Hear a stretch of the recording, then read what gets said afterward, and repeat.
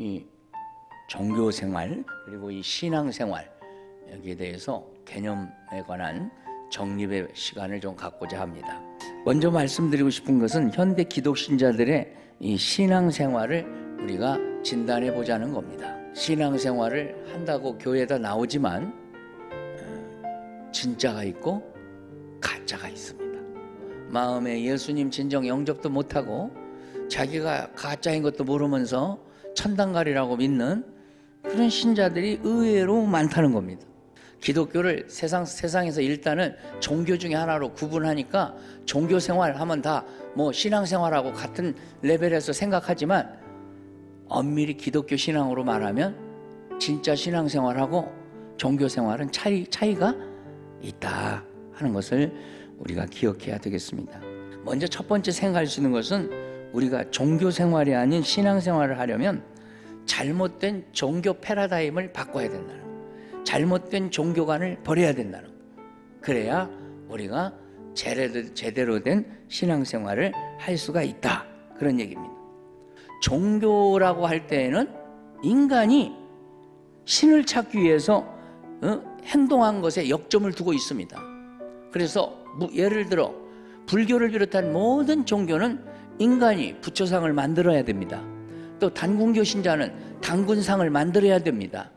세상 모든 종교와 기독교는 딱 두 가지로 나눌 수 있는데 모든 종교는 인간이 신을 찾아가는 종교고 기독교는 신이 우리를 찾아온 종교라는 겁니다. 인간이 신을 찾는 게 아니고 하나님이 우리를 찾아와 준 그런 계시 종교라는 것이 특징이다. 여러분이 너무나 잘 아는 유명한 성경 구절 요한복음 3장 16절은 그것을 밝혀주고 있습니다. 하나님이 세상을 이처럼 사랑하사 독생자를 그분이 와서 주신 겁니다. 기독교는 다른 종교와 똑같은 종교 중에 하나라는 생각 이거 절대 버려야 됩니다. 하나님이 유일신이듯이 진짜 신앙생활 할 수 있을 만한 종교는 기독교밖에 없다 믿으시기를 축원합니다.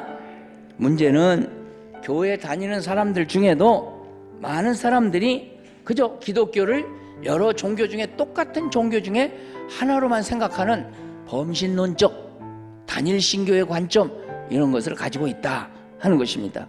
현생만을 위해 사는 것이 아니고 내세 영원한 하나님 나라를 바라보고 삽니다.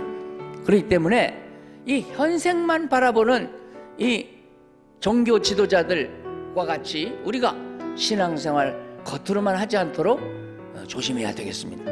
한 가지 더 말씀을 드리고 싶은 것은 두 번째로 우리가 한 걸음 더 나아가서 종교생활 아닌 신앙생활을 하려면 이 잘못된 인본주의 종교의식을 버려야 된다 하는 것입니다. 이 잘못된 종교의식을 버려야 우리가 참된 신앙의식을 가질 수 있고 참된 신앙생활을 할 수 있다 하는 것입니다. 그럼 이 잘못된 종교의식은 뭐냐? 아까 말한 대로 이 세상에서 잘 살기 위해서 종교생활을 하는 이 잘못된 종교 지도자들처럼 잘못된 종교의식은 하나님보다 나만을 생각하는 인본주의라는 거야. 나 인간 본위로만 신앙생활을 하려고 하는 자들, 이 자들이 바로 가짜라 이거예요. 그럼 우리가 이것을 버려야 됩니다. 사람들은 본능적으로 하나님을 믿노라 하면서도 자기 중심으로 하나님을 생각하려고 하는 이런 잘못된 기질이 있습니다. 그것을 우리가 내려놔야 진짜 자신을 부인하고 내 십자가 지고 우리 주님의 뒤를 따라갈 수가 있습니다. 신앙생활을 이기주의적으로 해서는 안 된다. 이기주의는 뭐냐? 모든 것이 자기가 주인이에요. 그래서 참된 신앙생활이 어떻게 시작되는가? 그것은 자신이 주인 되었던 그 생활을 청산하고 이제는 나의 주인은 주님이십니다. 이렇게 할 때에 새로운 인생관이 열리고 새로운 신앙생활이 시작되는 거예요. 그런데 이런 획기적인 변화가 없는 사람은 교회 다녀도 여전히 자기가 사랑하는 것들을 놓지 않습니다. 사도행전 3장에서 놀라운 기적이 일어났죠. 40여 년간 안진뱅이 거린으로 살던 사람이 베드로가 기도해주고 탁 예수 이름으로 명하여서 일으키니까 놀라운 기적이 일어난 겁니다. 그러면 이 기적 사건을 통해서 바리새인, 그 성전 맡은 자들, 사두개인들, 이 사람들이 무엇을 봐야 됩니까?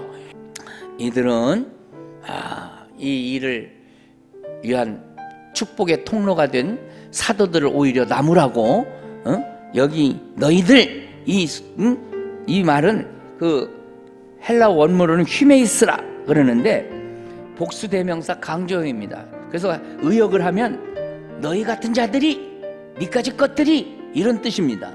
그러니까 보잘것없는 것들이 어떻게 이런 일을 행했단 말이냐.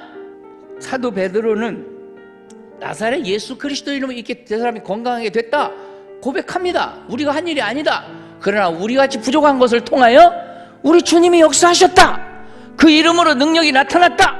이렇게 하면 그러냐 하면서 하나님의 놀라우신 은혜를 찬양해야 되는데 그들은 인정하지 않으려고 합니다. 뭐 때문에? 신앙이 아니라 종교의식 때문에. 우리가 종교생활이 아닌 참된 신앙생활을 하려면 참된 복음을 들어야 된다는 거예요. 당시 종교 지도자들을 보면은 참 안타까운 모습을 보여주고 있는데, 이 모습은 그때 얘기로 끝나는 것이 아니라 예나 지금이나 비슷하다는 거예요. 그래서 종교 지도자들은 자기 딴에는 자기가 하나님과 가깝게 있다 이렇게 생각할지 모르지만은 사실은 아무리 11조를 드리고 금식 기도도 하고 신앙생활 잘하는 척하지만 그거 다 짜갑니다. 가짜입니다. 하나님한테 인정받을 수가 없습니다. 제대로 든 복음의 말씀이 전파되고 제대로 그 말씀을 받아들인 자가 신자가 되는 거예요. 그러니까 그 교회가, 초대 예루살렘 교회가 부흥되고 사도들은 제대로 전하고 이렇게 된 겁니다. 복음이 무엇입니까? 복음은 다른 게 없어요. 우리를 위해서 독생자 예수님이 이 땅에 오셨고 그 예수님이 십자가에 우리 죄를 대신하기 위하여 고난당하셨고, 그리고 하나님께서 성령으로 그 예수님을 무덤 속에서 다시 살리심으로 말미암아 승천하시고 재림하실 분, 이분이 오신 놀라운 사역, 십자가와 부활, 이것은 우리의 죄를 대신 사하기 위한 십자가, 우리를 영원히 하나님 나라에서 살기 위한 놀라운 그 영원한 생명의 상징으로 부활, 이 두 가지를 우리에게 확실히 보증한 것이다 이 말이에요. 이것이 우리 복음의 핵심입니다. 그래서 십자가와 부활, 이것이야말로 우리 기독교 신앙의 핵심인데, 이것을 우리가 확실히 믿고 받아들이는 자가 돼야 되고, 또 확실히 믿고 다른 사람에게 전파하는 자가 돼야 이게 복음의 사람이에요. 이 복음의 사람이 진짜 신자요. 이 복음의 사람이 바로 신앙생활을 제대로 하는 자라 이 말이에요. 바꿔진 가치관, 바꿔진 복음주의적인 자세가 우리 삶을 다르게 만들고 우리의 인생길을 바로 인도하고 천국까지 이르게 만듭니다. 그러므로 오늘 주님이 말씀으로 흔들어 깨운다고 하는 그런 느낌이 오는 분들은 마음을 고추 잡고 이제 내가 바로 신앙생활을 이때 해야 되겠다 다짐하고 승리하는 신앙생활 하시기를 두 손 들어 아멘 합시다. 주의 이름으로 축복합니다.